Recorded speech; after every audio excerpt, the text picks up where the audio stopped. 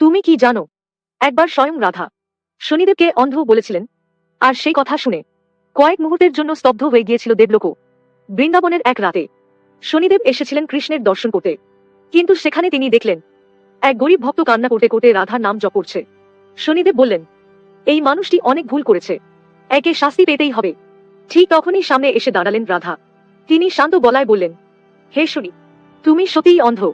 চারদিকে নীরবতা নেমে এলো, কারণ কেউ কখনো শনিদেবকে এমন কথা বলেনি। শনিদেব অবাক হয়ে জিজ্ঞেস করলেন, মাতা, কেন আমাকে অন্ধ বলছেন? রাধার চোখ ভিজে উঠল। তিনি বললেন, কারণ তুমি শুধু মানুষের পাপ দেখো, কিন্তু তার কান্না দেখো না, তার ভাঙা হৃদয়টা অনুভব করো না।